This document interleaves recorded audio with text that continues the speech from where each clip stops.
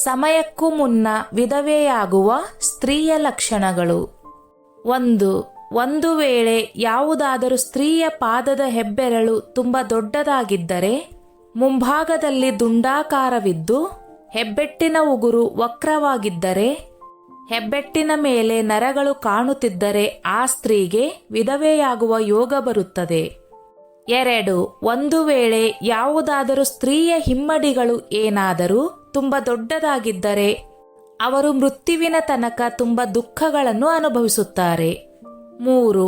ಒಂದು ವೇಳೆ ಸ್ತ್ರೀಯರ ಪಾದದಲ್ಲಿ ಮಾಂಸಖಂಡಗಳು ಇಲ್ಲವೆಂದರೆ ಗಂಡನ ಮನೆಯವರ ಭಾಗ್ಯವನ್ನು ನಷ್ಟ ಮಾಡುತ್ತಾರೆ.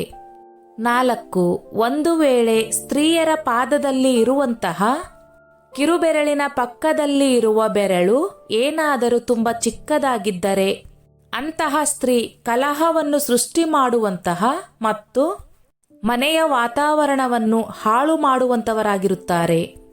5. ಒಂದು ವೇಳೆ ಸ್ತ್ರೀಯ ಪಾದದಲ್ಲಿ ಮಧ್ಯ ಬೆರಳೇನಾದರೂ ತುಂಬ ಉದ್ದವಾಗಿದ್ದರೆ ಅಂಥವರು ವಿವಾಹಕ್ಕೆ ಅಯೋಗ್ಯರಾಗಿರುತ್ತಾರೆ. ಯಾವ ಸ್ತ್ರೀಯರು ನಡೆದಾಡುವಾಗ ಸದ್ದನ್ನ ಮಾಡಿಕೊಂಡು ಓಡಾಡುತ್ತಾರೋ ಅಂಥವರು ತಮ್ಮ ಗಂಡನನ್ನು ನಾಶ ಮಾಡುವಂತವರಾಗಿರುತ್ತಾರೆ. ಹಿಂದಿನ ಜನ್ಮದ ಕರ್ಮಗಳ ಕಾರಣದಿಂದಲೇ ಸ್ತ್ರೀಯರು ವಿಧವೆಯಾಗುವಂತಹ ಯೋಗ ಬರುತ್ತದೆ. ಯಾವ ಸ್ತ್ರೀ ತನ್ನ ಗಂಡನಿಗೆ ಅವಮಾನ ಮಾಡುತ್ತಾರೋ, ಯಾರು ತನ್ನ ಗಂಡನಿಗೆ ಹೆಸರನ್ನು ಇಟ್ಟು ಕರೆಯುತ್ತಾರೋ, ಜೊತೆಗೆ ಯಾರು ಗಂಡ ಊಟ ಮಾಡುವ ಮುನ್ನ ಊಟ ಮಾಡುತ್ತಾರೋ ಅಂತಹ ಸ್ತ್ರೀ ಖಂಡಿತವಾಗಿ ಸಮಯಕ್ಕೂ ಪೂರ್ವ ವಿಧವೆಯಾಗುತ್ತಾರೆ. ಒಬ್ಬ ಪತಿವ್ರತೆ ಸ್ತ್ರೀ ಯಾವತ್ತಿಗೂ ತನ್ನ ಗಂಡನಿಗೆ ಅವಮಾನ ಮಾಡುವುದಿಲ್ಲ, ಯಾವತ್ತಿಗೂ ಅವರನ್ನು ಹೆಸರಿಟ್ಟು ಕರೆಯುವುದಿಲ್ಲ.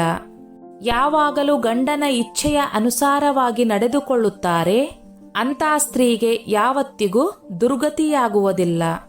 ಅವರು ಮೃತ್ಯುವಿನ ನಂತರ ಸ್ವರ್ಗಲೋಕದಲ್ಲಿ ಹೋಗುತ್ತಾರೆ. ಸ್ನೇಹಿತರೆ, ಈ ನನ್ನ ಮಾಹಿತಿ ನಿಮಗೆ ಇಷ್ಟವಾಗಿದ್ದಲ್ಲಿ ದಯವಿಟ್ಟು ಶೇರ್ ಮಾಡಿ, ಲೈಕ್ ಮಾಡಿ ಮತ್ತು ಸಬ್ಸ್ಕ್ರೈಬ್ ಮಾಡಿ.